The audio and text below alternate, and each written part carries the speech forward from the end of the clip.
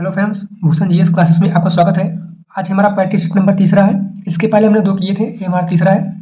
तो आइए शुरू करते हैं। सबसे पहले सामान्य ज्ञान देखेंगे, उसके बाद हम सामान्य हिंदी देखेंगे। तो आइए देखते हैं। पहला क्वेश्चन है हमारा, भारत का संविधान पूर्ण रूप से तैयार हुआ था। भारत का जो संविधान है या पूर्ण रूप से कब तैयार हुआ था? तो 26 जनवरी 1950 को, नवंबर यानी 26 नवंबर 1949 को, 11 फरवरी 1948 को, या इनमें से कोई नहीं। तो आंसर करेंगे। पहले का क्या होगा? तो पहले का जो हमारा संविधान है, संविधान हमारा बनकर तैयार हो गया था 26 नवंबर 1949 को, और इसी दिन जो है 16 आर्टिकल जो है लागू हुए थे, 16 अनुच्छेद इसमें लागू हुए थे। लेकिन अगर बताया जाए कि पूर्ण रूप से कब यह लागू हुआ था, तो वह पूर्ण रूप से लागू हुआ था 26 जनवरी 1950 को। लेकिन इसका आंसर कौन सा होगा? तो नवंबर यानी 26 नवंबर 1949 को, इसी दिन हमारा जो है संविधान दिवस मनाया जाता है। नेक्स्ट देखते हैं। श्री राम नाईक उत्तर प्रदेश के कौन से राज्यपाल हैं? राम नाईक जो राज्यपाल रह चुके हैं वह कौन है? किसरे नंबर पे है? तो 21 नंबर पे है, 24 नंबर पे है, 27 नंबर या फिर 29 नंबर? तो बताएंगे। तो किस नंबर पे है? तो वह 24 नंबर पे है। कौन? राम नाईक, जो कि उत्तर प्रदेश के राज्यपाल थे। वर्तमान में कौन है? तो वर्तमान में आनंदीबेन पटेल जी जो है उत्तर प्रदेश के राज्यपाल हैं। आगे देखते हैं। हुणों ने भारत पर आक्रमण किया। हुणों ने भारत पर आक्रमण किया था, वह किसके शासनकाल में किया? चंद्रगुप्त द्वितीय के शासनकाल में, कुमारगुप्त प्रथम के शासनकाल में, स्कंदगुप्त के शासनकाल में, या बुद्धगुप्त के शासनकाल में? बताएंगे। हुणों ने भारत पर किसके समय पर आक्रमण किया था? तो इसने किया था स्कंदगुप्त के शासनकाल में हुणों ने जो भारत पर आक्रमण किया। आगे देखते हैं। चौथा नंबर हमारा, बौद्ध, हिंदू और जैन शैलीकृत गुफाएं पाई जाती है। बौद्ध, हिंदू और जो जैन शैलीकृतियां पाई जाती है, गुफाएं, कहाँ पे पाई जाती है? अजंता में, एलोरा में, एलिफेंटा में, या फिर नासिक में? तो आंसर करेंगे। तो कहाँ पर? तो वह एलोरा, एलोरा की गुफाएं मशहूर है, आप जानते होंगे। वह बौद्ध धर्म के लिए भी, हिंदू और जैन धर्म, तीनों धर्म के लिए एलोरा जो है मशहूर है। नेक्स्ट देखते हैं। 5वां नंबर, नटराज की प्रसिद्ध काशी की मूर्ति एक उत्कृष्ट उदाहरण है। यह किस काल का बना है? तो चोल के काल का, या गंधार कला का, या गुप्त कला का, या फिर मौर्य कला का? तो बताएंगे। नटराज जो एक कांस्य मूर्ति है, कांस्य से बनी हुई मूर्ति है, या किस कला की शैली है? तो बताएंगे। चोल कला, गंधार कला, गुप्त कला, या फिर मौर्य कला? तो जो है चोल कला की मूर्ति है, जो कांस्य की नटराज की बनी हुई मूर्ति है, तो वह चोल कला की बनी हुई है। नेक्स्ट देखते हैं। निम्नलिखित में से किसे अकबर ने स्वयं मारा था? इनमें से अकबर ने किसको स्वयं मारा था? तो आदम खां को मारा था, बैरम खां को मारा था, बाज बहादुर को मारा था, या फिर मोहम्मद खां को मारा था? तो बताएंगे। तो उसने मारा था आदम खां को। आदम खां को उसने स्वयं मारा था। नेक्स्ट देखते हैं। निम्नलिखित में से किसने प्रसिद्ध कुतुब मीनार के निर्माण में योगदान नहीं दिया? यानी कि कुतुब मीनार जो हमारा बना है दिल्ली में, उसका निर्माण जो है इनमें से किसने उसमें योगदान अपना नहीं किया? यानी कि उसका योगदान किसका नहीं है उसमें? तो बताएंगे। कुतुबुद्दीन ऐबक, इल्तुतमिश, गयासुद्दीन तुगलक, या फिर फिरोज शाह तुगलक? तो आंसर करेंगे। तो कौन है? तो वह गयासुद्दीन तुगलक है। कुतुब मीनार जो कि कुतुबुद्दीन ऐबक के द्वारा नींव डाला गया था। इल्तुतमिश जो है इनका बेटा है, इल्तुतमिश ने इसका निर्माण करवाया, लेकिन बिजली गिरने के कारण जो है, बिजली गिरने के कारण उसमें जो उसका चौथा मंजिला है वह टूट गया। उसको बाद में मरम्मत करवाया था फिरोज शाह तुगलक ने। तो इसलिए बताया जाता है कि इन तीनों का योगदान जो है वह कुतुब मीनार बनाने में है। नेक्स्ट देखते हैं। जयपुर के महाराजा सवाई जय सिंह ने वेधशाला नहीं बनवाया था?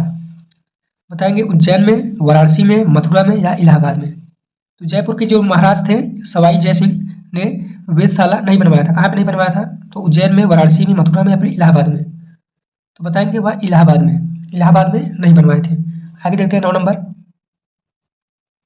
निम्नलिखित में से कौन सा एक उद्योग भारत के लिए सबसे अधिक विदेशी मुद्रा कमाता है? भारत के जो सबसे अधिक मुद्रा कमाता है, विदेशी मुद्रा कमाता है, कौन सा उद्योग है भारत का? तो बताएंगे। चाय उद्योग है, जूट उद्योग, लोहे एवं इस्पात उद्योग, या फिर चीनी उद्योग? बताएंगे। 9 नंबर का तो चाय उद्योग है, जो कि बहुत ज़्यादा कमाई करता है विदेशी मुद्राओं को। भारत में जो है, अपने यहाँ जो है भारत में चाय जो अधिक मात्रा में उगाई जाती है। नेक्स्ट देखते हैं। रानी लक्ष्मीबाई बाँध उपस्थित है। रानी लक्ष्मीबाई जो बाँध है वह उपस्थित है कहाँ पर? किस नदी पे है? तो वह बेतवा नदी पे, केन नदी पे, रिहंद नदी या फिर डोन्स नदी पर? तो बताएंगे। तो किस नदी पे है? तो वह बेतवा नदी पे। रानी लक्ष्मीबाई भारत जो है उपस्थित है कहाँ पर? तो बेतवा नदी पर उपस्थित है। नेक्स्ट देखते हैं, 11 नंबर है हमारा, वैश्विक तापन के लिए सर्वाधिक उत्तरदायी गैसें हैं। वैश्विक तापन के लिए सर्वाधिक उत्तरदायी गैसें कौन सी हैं? कार्बन डाइऑक्साइड तथा मीथेन, अमोनिया तथा ब्यूटेन, रेडिना रेडान तथा नाइट्रोजन, ओजोन तथा हाइड्रोजन क्लोराइड। बताएंगे कौन सी है? तो वह option number A, carbon dioxide तथा methane. Carbon dioxide CO2 plus CH4। List देखते हैं, 12 नंबर, निम्नलिखित में से कौन सा राज्य सर्वाधिक नगरीकृत है? भारत का कौन सा वह राज्य है जो सर्वाधिक नगरीकृत है? तो बताएंगे, गुजरात है, कर्नाटक है, महाराष्ट्र है या फिर गोवा है? कौन सा है? तो गोवा है, जो कि सर्वाधिक नगरीकृत है। नेक्स्ट देखेंगे, निम्नलिखित ऊर्जा स्रोतों में से कौन सा पर्यावरण के अनुकूल है? पेट्रोलियम उत्पाद, वन उत्पाद, कोयला उत्पाद या फिर गैस सेल? बताएंगे, ऊर्जा का स्रोत जो पर्यावरण के अनुकूल है, पेट्रोलियम उत्पाद, वन उत्पाद या कोयला उत्पाद या फिर सौर सेल? बताएंगे 13वें नंबर का, तो कौन है? तो वह सौर सेल है, या जो पर्यावरण के लिए अनुकूल है, इससे जो पर्यावरण की कोई हानि नहीं होती है। आगे देखते हैं 14 नंबर, ओजोन परत के क्षारीकरण का प्रमुख कारण कौन सा है? ओजोन परत जो है उसका जो क्षारीकरण किसके कारण होता है?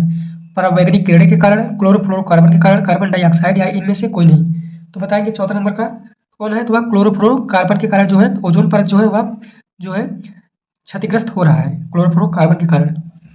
आगे देखते हैं 15 नंबर, डेसिबल इकाई का प्रयोग किया जाता है। डेसिबल जो है एक मापक है, या किस इकाई यानी किस में प्रयोग किया जाता है? प्रकाश की तीव्रता मापने के लिए, ध्वनि की तीव्रता मापने के लिए, भूकंप की कांतिमान नापने के लिए या इनमें से कोई नहीं? बताएंगे, डेसिबल जो है वह किस में प्रयोग आता है? 15वें का, तो वह ध्वनि की जो है तीव्रता मापने के लिए इसका प्रयोग किया जाता है। नेक्स्ट देखते हैं, हाइड्रोजन, हीलियम तथा मीथेन प्रमुख गैसें हैं। हाइड्रोजन हीलियम तथा मीथेन प्रमुख गैसें हैं जो विद्यमान है यूरेनस, नेपच्यून तथा प्लूटो में, बृहस्पति, शनि तथा मंगल पर, या नेपच्यून, यूरेनस या शुक्र पर, या मंगल तथा शुक्र पर? तो बताएंगे, हाइड्रोजन, हीलियम तथा मीथेन जो गैसें हैं या किस में पाई जाती है? जो किस में पाई जाती है? यूरेनस, नेपच्यून तथा प्लूटो पर, जो ग्रह है हमारे, ये ग्रह के बारे में बता रहा है, या बृहस्पति ग्रह, शनि ग्रह तथा मंगल ग्रह, नेपच्यून या यूरेनस या शुक्र या फिर मंगल तथा शुक्र? बताएंगे कौन सा होगा इसमें?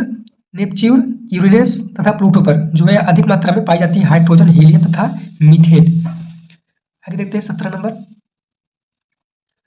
खट्टे दूध के उत्पादों में कौन सा अम्ल होता है? जो हमारा दूध खट्टा होता है उसमें कौन सा उत्पाद पाया जाता है? तो बताएंगे, एसिटिक अम्ल, ब्यूटरिक अम्ल, सर्टिक अम्ल या लैक्टिक अम्ल?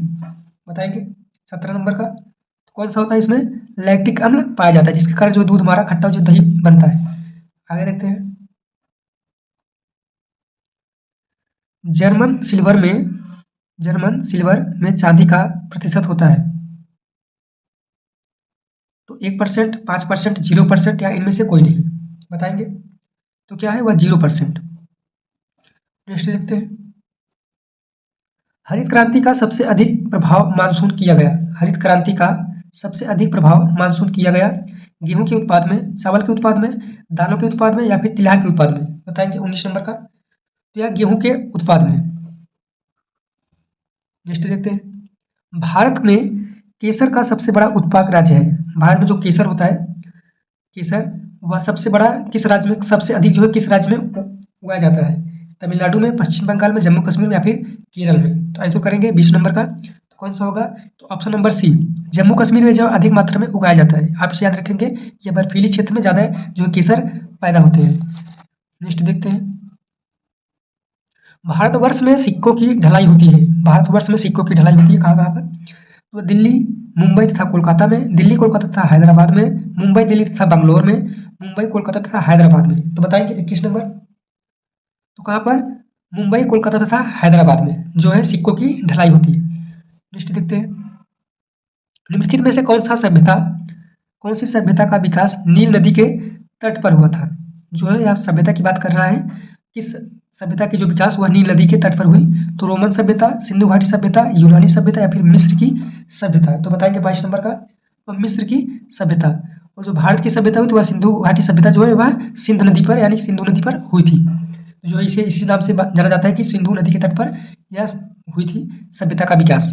नेक्स्ट देखते हैं, विश्व पर्यावरण दिवस मनाते हैं। विश्व पर्यावरण दिवस मनाते हैं, पहला है 5 जनवरी, 6 फरवरी, 5 जून या फिर 6 जुलाई। तो बताएंगे कब? तो 5 जून को। ये सबको याद होगा कि 5 जून को जो है हमारा विश्व पर्यावरण दिवस मनाया जाता है। नेक्स्ट क्वेश्चन है, उत्तर प्रदेश में सबसे ऊंचा बांध कौन सा है? उत्तर प्रदेश का सबसे ऊंचा बांध कौन सा है?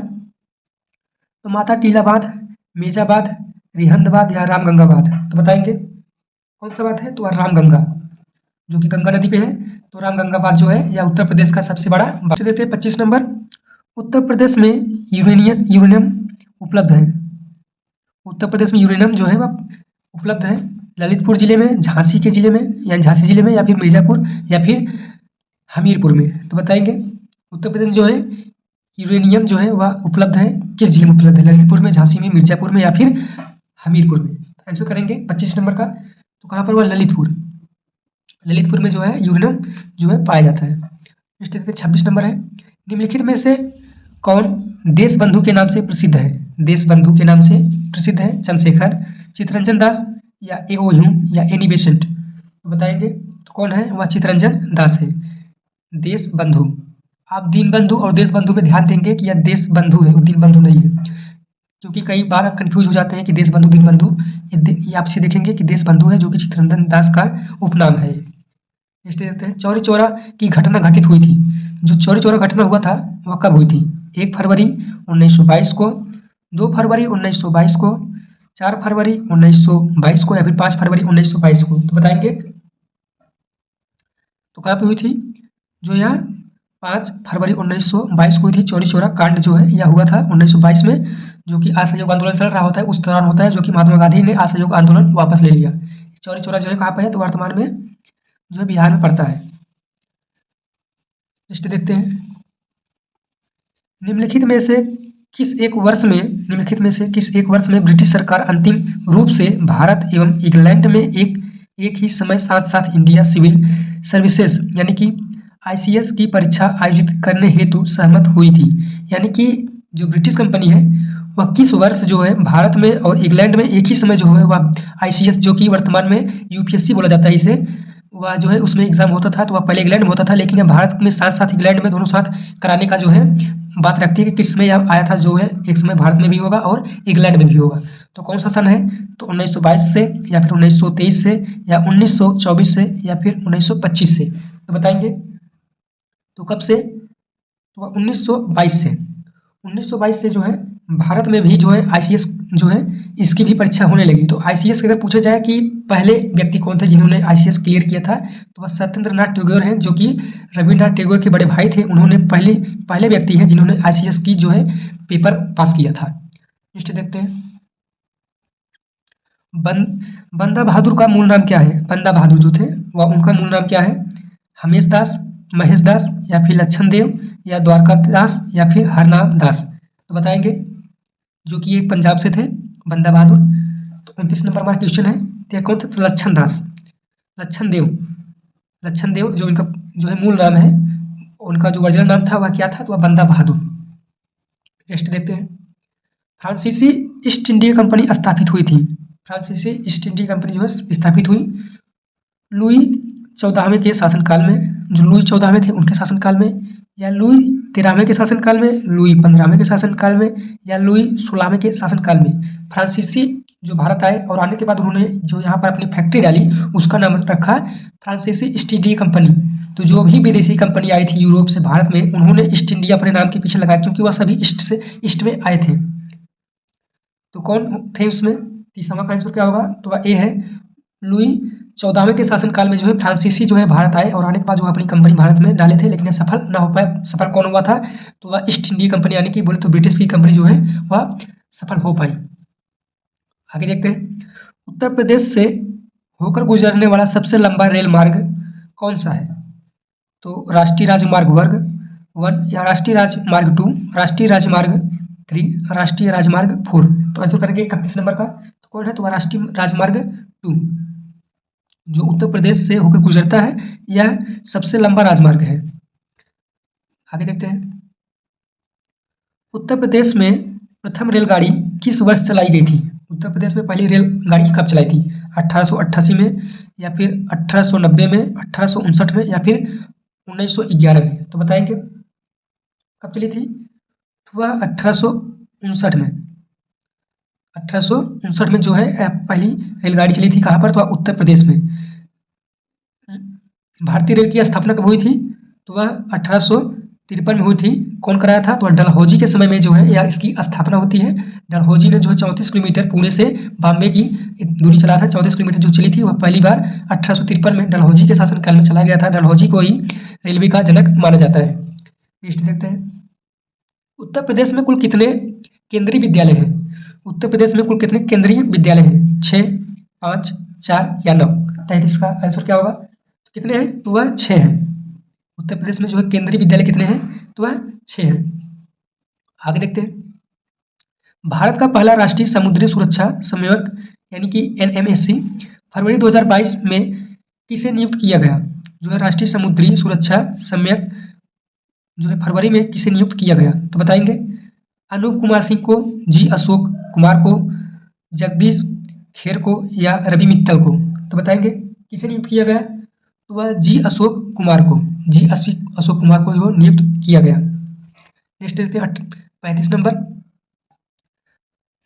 18 फरवरी 2022 को हुरून इंडिया वेल्थ रिपोर्ट 2021 जारी की गई। इस रिपोर्ट में भारत के करोड़पति परिवारों की संख्या में कितनी प्रतिशत की वृद्धि दर्ज की गई? जो भारत के करोड़पति परिवार है उनकी संख्या जो दर्ज की गई वो कितने % है? तो बताएंगे वो 5% में है, 11% है, या 15% है, या फिर 20% है? तो आंसर करेंगे 35 नंबर का। तो कितने % है? तो वो जो है 11% है। जो कि करोड़पति परिवार में आते हैं वो कितने % है 100 में से? तो वह 11% है। नेक्स्ट देखते हैं। केंद्र सरकार ने देश की सुरक्षा के लिए खतरा बने कितने चीनी ऐप का फरवरी 2022 में प्रतिबंध लगा दिया? यानी कि भारत सरकार ने जो है चीनी ऐप, चाइना के द्वारा जो बनाए गए ऐप थे उस पर 2022 में बैन कर दिया।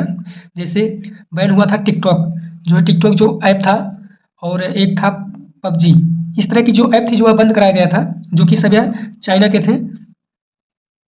तो बताएंगे कितने ऐप जो थे भारत सरकार ने बंद किया था 2022 फरवरी 2022 में? तो कितने बंद किए थे? तो 25 ऐप, 35 ऐप, 45 या फिर 54 ऐप? तो बताएंगे। तो 54 ऐप जो है भारत सरकार ने चीन के बंद कर दिए, जो कि भारत में नहीं चलेंगे। बताएंगे। नेक्स्ट क्वेश्चन हमारा, किस केंद्रीय मंत्री ने कोल इंडिया लिमिटेड की उद्यम संसाधन योजना ERP प्रणाली का उद्घाटन फरवरी 2022 में किया? तो प्रहलाद जोशी, राजकुमार सिंह, जी किशन रेड्डी, या पुरुषोत्तम रूपाला जी? तो बताएंगे आंसर क्या होगा इसका? जो है ERP की उद्घाटन जो है किसने किया? तो 37 नंबर हमारा आंसर क्या होगा? तो प्रहलाद जोशी जो ने वह ERP का उद्घाटन फरवरी 2022 में किया, जो कि केंद्रीय मंत्री हैं। नेक्स्ट देखते हैं 38 नंबर।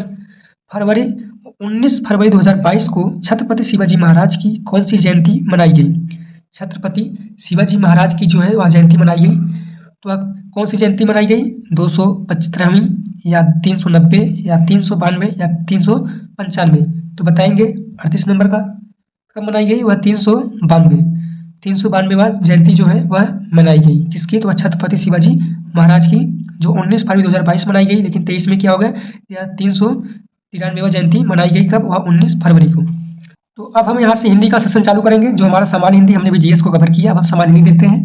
हिंदी का जो पहला 39वां क्वेश्चन अभी तक हमने 38 किया, जो कि GS से थे। अब हम 39वां देखेंगे।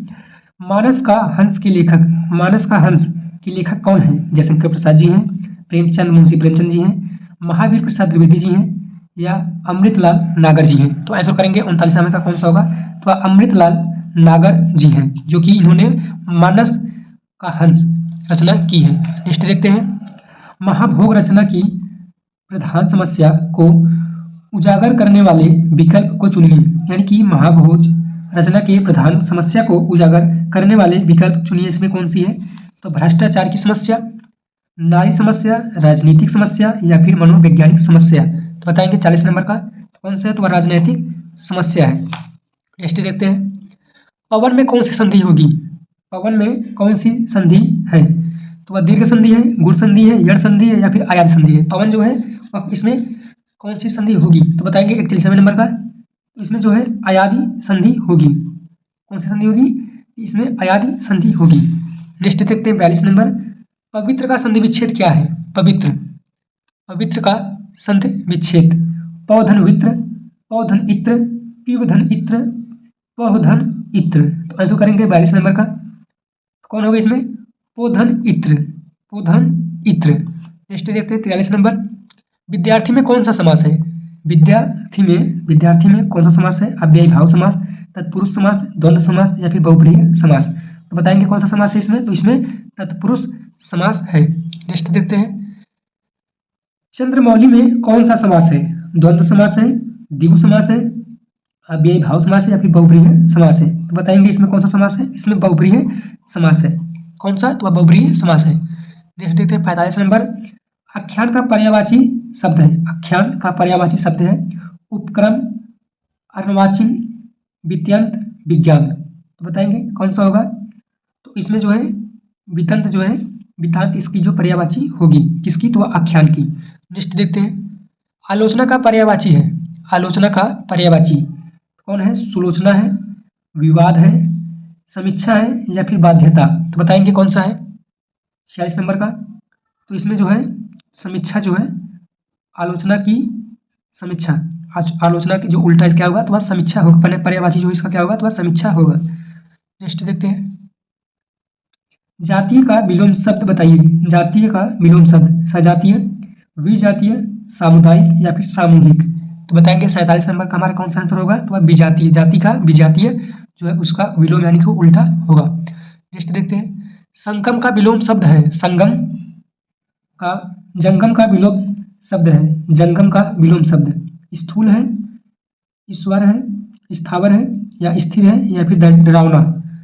जो है जंगम का विलोम शब्द क्या है? स्थूल, स्थावर, स्थिर या फिर डरावना। तो बताएंगे कौन सा है? तो इसमें स्थावर जो है वह विलोम शब्द है किसका? तो जंगम का। नेक्स्ट देखते हैं, झीना का विलोम शब्द है, झीना यानी पतला या फिर गाढ़ा या फिर मोटा या फिर हल्का, झीना। तो बताएंगे कौन सा होगा इसमें? इसमें गाढ़ा जो है, गाढ़ा यानी झीला जो है या पतला की पर्यायवाची है, इसलिए इसका क्या होगा? तो गाढ़ा का विलोम क्या होगा? तो वह झीना हो जाएगा, पतला हो जाएगा। नेक्स्ट देखते हैं, श्यामकाल गांवों के चरकर, श्यामकाल गांवों के चरकर लौटने का समय कहलाता है, यानी कि जो शाम का समय होता है जब गाय चरकर लौटती है उस समय को क्या कहते हैं? संध्या का, संध्या काल या फिर गोधूली कहते हैं या फिर गोधूम कहते हैं या फिर गोकाल कहते हैं। तो बताएंगे 50वां का हमारा आंसर क्या होगा? तो वह गोधूल, गोधूली जिसे कहते हैं, गोधूली यानी शाम काल को जो है गाय जो चरकर घर को वापस आती है तो उस समय जो है क्या कहते हैं? उस समय को गोधूली कहते हैं। नेक्स्ट देखते हैं, चक्र धारण करने वाला होता है, जो चक्र धारण करने वाला होता है, चक्रस, चक्रधर, चक्रेशु या चक्रक। बताएंगे 51 नंबर का हमारा आंसर क्या होगा? चक्र धारण करने वाला कौन है? चक्रधर। शय का तद्भव रूप क्या है? शय का तद्भव रूप चारपाई, साप, बिस्तर या सेज। बताएंगे कौन सा होगा? तो वह सेज होगा। नेक्स्ट देखते हैं, उपासना में कौन सा विसर्ग उपर्युक्त है? उपासना में कौन सा उपसर्ग युक्त है? उद है, उप है, अ है, अपि है। तो बताएंगे कौन है? इसमें अप है, जो विसर्ग है इसमें कौन सा है? तो अप है। नेक्स्ट देखते हैं, उज्जैनी शब्द में कौन सा उपसर्ग है? उज्जैनी शब्द में कौन सा उपसर्ग है? तो अप है, उप है, अप है, अपि है या उत है। तो बताएंगे कौन सा होगा? इसमें ऑप्शन नंबर डी होगा, उत। उत जो है इसमें जो है उपसर्ग शब्द है। नंबर है हमारा, दूर के ढोल सुहावन लागे, जो मुहागा है, दूर का ढोल सुहावन लागे, सुहावन होना का अर्थ क्या होगा? दूर का जो ढोल होता है वो सुहावन होगा, होना का सही अर्थ क्या है? कुछ वस्तुएं दूर से ही अच्छी लगती हैं, कुछ वस्तुएं दूर से ही बुरी लगती हैं। दूर से ढोल की आवाज़ सुहानी आती है, उपरोक्त में से कोई नहीं। बताएंगे तो क्या होगा? ऑप्शन नंबर ए, दूर वस्तु कुछ वस्तुएं दूर से ही अच्छी लगती हैं, दूर के ढोल सुहावन होना। नेक्स्ट देखते हैं, दांत खट्टे करना का अर्थ क्या है? यानी कि दांत जो खट्टा करता है इसका अर्थ क्या होता है? हार जाना, हरा देना, धोखा देना या बेईमानी करना। तो बताएंगे 56 नंबर का आंसर क्या होगा इसमें? तो हरा देना, दांत खट्टे करना या फिर हरा देना। नेक्स्ट देखते हैं 57 नंबर, इनमें से कौन सा शब्द शुद्ध है? इनमें से कौन सा शब्द शुद्ध है? प्रादुर्भाव, प्रादुर्भाव, प्रादुर्भाव या प्रादुर्भाव। बताएंगे 57 नंबर का कौन सा इसमें जो शब्द वह शुद्ध है? तो कौन सा शब्द शुद्ध है इसमें? इसमें जो है प्रादुर्भाव जो है इसमें शुद्ध है। नेक्स्ट देखते हैं 58 नंबर, निम्नलिखित में से शुद्ध शब्द चुनिए। यानी कि इनमें से जो है शुद्ध शब्द चुनना है। बिछोह, बिछोह, विछोह या विछेहा या फिर विछोहा, विछोह। तो बताएंगे 58 नंबर का सही शब्द क्या होगा? इसमें क्या होगा? विछोह, जो इसमें शुद्ध होगा। नेक्स्ट देखते हैं, राम को रूप निहारित जानकी, कंगन के नग की परछाई, जाते सबे सुधी भूल रही, कर टेकी रही पल टरार नाही। उपरोक्त गद्य में कौन सा रस है? इसमें जो है हमें रस देखना है कि इसमें कौन सा रस है। वियोग रस है, संयोग रस है, भक्ति रस है या फिर करुण रस है। तो बताएंगे इसमें कौन रस है? तो इसमें संयोग रस है। कौन सा रस है? तो वह संयोग रस है। नेक्स्ट देखते हैं 60 नंबर, जानकी जीवन को मन है जारी, जाओ सो जो उजात औराही। तो क्या ये सब जो है क्या है? तो यह जो है सवैया है, चौपाई है, वर्वे है या फिर गीत क्या है? तो बताएंगे 60 नंबर का यह क्या है? तो यह जो है सवैया है। जो शब्द है ये क्या है? तो यह सवैया है। नेक्स्ट देखते हैं, मातृभू सी मातृभू है, अन्य तुलना नहीं।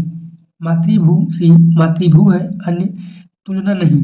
सोरठा है, सवैया है, बरवे है या फिर गीत, गीत क्या है? तो बताएंगे क्या है ये शब्द जो है ये क्या है? तो जो ये शब्द है यह शब्द गीत क्या है? क्या है ये शब्द जो है वह गीत क्या है? नेक्स्ट देखते हैं, ध्वनिमयी करके गिरी कंदारा, कलित कानन केली निकुंज को उपरोक्त गद्य में कौन सा अलंकार है? इस जो शब्द है इसमें से कौन सा अलंकार है? अतिशयोक्ति अलंकार, लाटानुपस्थि अलंकार, छेकानुपस्थि अलंकार या फिर विद्यानुप्रस्थि अलंकार। तो बताएंगे कौन सा अलंकार है इसमें? तो इसमें जो है वह विद्यानुप्रस्थ अलंकार है। नेक्स्ट देखते हैं 63 नंबर, हिंदी गद्य का जन्मदाता किसको माना जाता है? हिंदी गद्य का जन्मदाता किसे मानते हैं? तो यह प्रताप नारायण मिश्र को, महावीर प्रसाद द्विवेदी को, भारतेंदु हरिश्चंद्र को या फिर बालकृष्ण भट्ट को। तो किसे मानते हैं? तो बताएंगे वह भारतेंदु हरिश्चंद्र जी को। जो है हिंदी गद्य के जन्मदाता कौन किसे मानते हैं? तो वह भारतेंदु हरिश्चंद्र जी को मानते हैं। नेक्स्ट देखते हैं, प्रेम पचीसी कहानी संग्रह की रचना कौन है? प्रेम पचीसी की रचनाकार कौन है? प्रेमचंद, मुंशी प्रेमचंद जी हैं, जयशंकर प्रसाद जी हैं, आज्ञा जी हैं या फिर यशपाल। तो ऐसा करेंगे कौन है इसमें? तो इसमें कौन है? तो वह मुंशी प्रेमचंद जी है। नेक्स्ट देखते हैं, त्यागपत्र उपन्यास किसकी रचना है? मुंशी प्रेमचंद, जैनेन्द्र कुमार की, आज्ञा की या फिर रेणु की। तो बताएंगे यह किसकी रचना है? तो यह जैनेन्द्र कुमार की रचना है त्यागपत्र उपन्यास। नेक्स्ट देखते हैं, हीय तद्भव शब्द का तत्सम रूप क्या होगा? हीय जो तद्भव शब्द है इसका तत्सम रूप क्या होगा? हृदय होगा, प्रिय होगा, हिम होगा या फिर हस्ती होगा, हस्ती होगा। कौन सा शब्द होगा इसमें? तो 66 नंबर हमारा आंसर करिए 66 नंबर में। तो इसमें जो है वह हृदय, हीय का हृदय होगा। नेक्स्ट है हमारा, तो निर्देश दिए गए हैं जो कि इसमें क्वेश्चन बनेगा, 2 क्वेश्चन, एक 67 एक 68। जो इसमें जो है शुद्ध वाक्य हमें देखना है। 2 शब्द में जो देंगे हम वो उसमें जो है शुद्ध वाक्य निकालना है। तो देखते हैं, पहला क्या है? आकाशवाणी से यह समाचार कहा गया। आकाशवाणी से यह समाचार कहा गया। आकाशवाणी से यह समाचार प्रसारित किया गया। आकाशवाणी से यह समाचार बताया गया। आकाशवाणी से यह समाचार सुनाया गया। तो बताएंगे कौन सा शब्द इसमें सही है। तो इसमें शब्द सही है बी, आकाशवाणी से यह समाचार प्रसारित किया गया। जो रेडियो के माध्यम से हमें जो है सूचनाएं प्रदान की जाती हैं उसे जो प्रसारित करना कहते हैं। तो आकाशवाणी से यह सूचना प्रसारित किया गया। तो नेक्स्ट देखते हैं 68 नंबर। तुलसी और सूर अवधी और ब्रजभाषा के श्रेष्ठ कवि हैं। तुलसी और सूर क्रमशः अवधी और ब्रजभाषा के श्रेष्ठ कवि हैं। तुलसी अवधी के श्रेष्ठ कवि हैं और ब्रज के सूर जी हैं। तुलसी अवधी के श्रेष्ठ कवि हैं और सूर ब्रजभाषा के हैं। तो ऐसा करेंगे, इसमें से जो शुद्ध वाक्य कौन सा बन रहा है। तो इसमें जो है इसमें शुद्ध वाक्य बनेगा वह ऑप्शन नंबर बी, तुलसी और सूर क्रमशः अवधी और ब्रजभाषा के श्रेष्ठ कवि हैं। तुलसी जी जो है वह अवधी के हैं और सूरदास जी जो है यह ब्रजभाषा के हैं जो कि श्रेष्ठ कवि है। तो आगे देखते हैं, ज्ञानपीठ पुरस्कार कब से प्रदान किया जा रहा है। बताएंगे ज्ञानपीठ पुरस्कार जो है यह कब से दिया जा रहा है। 1954 से, 1961 से, 1965 या फिर 1969 से। तो बताएंगे यह 1965 से जो है यह ज्ञानपीठ पुरस्कार जो है यह दिया जाता है। लोक कथाएं हमारे आम जीवन में सदियों से रची बसी हैं। इन्हें हम बड़े बूढ़ों से बचपन से ही सुनते आ रहे हैं। लोक कथाओं के बारे में यह कभी कहा जाता है कि बचपन से शुरुआती वर्षों में बच्चों के अपने परिवेश की महक सोच व कल्पना की उड़ान देने के लिए इनका उपयोग जरूरी है। हम यह भी सुनते हैं कि बच्चों के भाषा के विकास के संदर्भ में भी इस कथाओं की उपयोगी महत्वपूर्ण है। इसलिए कहा जाता है कि क्योंकि इन लोक कथाओं के विभिन्न रूपों में हम लोग जीवन के तत्व मिलते हैं जो बच्चों के भाषा विकास में उल्लेखनीय भूमिका निभाते हैं। अगर हम अपनी पीढ़ी हुई लोक कथाओं को याद करें तो सहजता से हमें इनके कई उदाहरण मिल जाते हैं। जब हम कहानी सुना रहे होते हैं तो बच्चे से हमारी यह अपेक्षा रहती है कि वह पहली घड़ी घटनाओं को जरूर दोहराए। बच्चे भी घटनाओं को याद रखते हुए साथ साथ मजे से दोहराते हैं। इस तरह कथा सुनने की प्रक्रिया में बच्चे इस घटनाओं को एक क्रम में रखकर देखते हैं। इस क्रमिक घटनाओं तथा एक तर्क होते हैं जो बच्चों के मनोभावों से मिलता जुलता है। यह थी कुछ गद्यांश थी हमारी जिसे पढ़ करके जो है हमें आंसर देना है। तो नीचे हमारे जो क्वेश्चन दिए गए हैं तो क्वेश्चन देखते हैं। 70 नंबर क्वेश्चन है हमारा, लोक कथाओं में शामिल है, क्या शामिल है। तो लोक की उड़ान, घटनाएं, लोक कल्पना या लोक जीवन के रंग। तो बताएंगे क्या है इसमें। ये क्या है, तो लोक जीवन के रंग जो है वह लोक कथाओं में शामिल है। क्या शामिल है, तो लोक जीवन के रंग। आगे देखते हैं 71 नंबर, लोक कथाओं में किस परिवेश की महक की बात की गई है। विद्यालय परिवेश की, ग्रामीण परिवेश की, बच्चों के आसपास मौजूद परिवेश की, शहरी परिवेश की। तो बताएंगे इसमें जो है बच्चों के आसपास मौजूद परिवेश की बात जो है वह की गई है। नेक्स्ट देखते हैं 72 नंबर,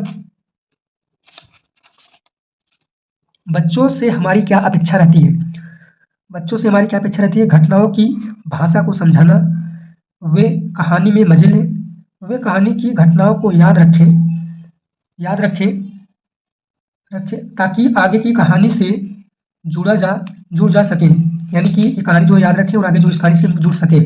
कहानी सुनना, तो जो हमारा 72 नंबर का आंसर कौन सा होगा, तो ऑप्शन नंबर सी ही होगा। वे कहानी की घटनाओं को याद रखें ताकि आगे की कहानी से जुड़ा जा सके। यानी कि जो कहानी की घटनाओं को याद रखेंगे तो उनकी जो दिलचस्पी होगी कि हम आगे भी इस कहानी को कंटिन्यू सुने। आगे देखते हैं, दिए गए गद्यांश के आधार पर इसका मुख्य बिंदु है कहानी में याद रखना जरूरी है। लोक कथाएं हमारे जीवन का हिस्सा है। लोक कथाएं में लोक तत्व होता है। लोक कथाओं के माध्यम से कल्पना, तर्क और भाषा का विकास किया जा सकता है। तो कौन सा सही होगा इसमें, 73 में हमारा इसमें क्या होगा, तो इसमें जो है ऑप्शन नंबर डी होगा, लोक कथाओं के माध्यम से कल्पना, तर्क और भाषा का विकास किया जा सके। नेक्स्ट देखते हैं 74 नंबर, परिवेश की महक पद का अर्थ क्या है? परिवेश की महक का जो ये शब्द है इसका अर्थ क्या है? परिवेश की कहानियाँ, परिवेश की खुशबू, परिवेश की गंध, परिवेश की विशिष्टता सीमाएं। तो बताएंगे 74 नंबर कौन सा सही होगा इसमें? ऑप्शन नंबर डी होगा, परिवेश की विशिष्टता सीमाएं। नेक्स्ट देखते हैं 75 नंबर, मनोभाव में प्रयुक्त संधि है, दीर्घ संधि है, विसर्ग संधि है, गुण संधि है या फिर व्यंजन संधि है। तो बताएंगे इसमें कौन सी संधि है? तो इसमें जो है वह विसर्ग संधि है। मनोभाव में कौन सा संधि? वह विसर्ग संधि है। तो ये थे हमारे क्वेश्चन जो कि 75 क्वेश्चन हमने किए, जो जीएस प्लस हिंदी से है। आगे भी इसी तरह से हम कंटिन्यू करेंगे क्योंकि एग्जाम जो है काफ़ी नज़दीक आ रहा है एसएससी जीडी का, तो इसलिए आप जो है इस वीडियो को कंटिन्यू बनाए रखें और इनमें से जो मुख्य क्वेश्चन आपको लग रहे हैं उनका जो है आप एक नोट्स बनाएंगे, उसमें जो है आप उसको अच्छे से लिखेंगे ताकि एग्जाम के समय में जब आप एग्जाम में बैठे तो जो क्वेश्चन आप लिखे रहेंगे तो वो आपको अच्छे से याद हो जाएगा। हिंदी में जो है इसमें से जो है वह अच्छे से 20 नंबर आएगा जीडी में, जो कि जो है हम इसमें इतने कर रहे हैं तो 75 जो है मिलाकर कर रहे हैं जीएस और हिंदी का, तो जो है आसानी से हमारे प्रैक्टिस सेट से हो जाएगा। तो आप जो है हमारे साथ इसी तरह से कंटिन्यू बने रहिए। तो मिलते हैं अगले वीडियो में, तब तक के लिए धन्यवाद।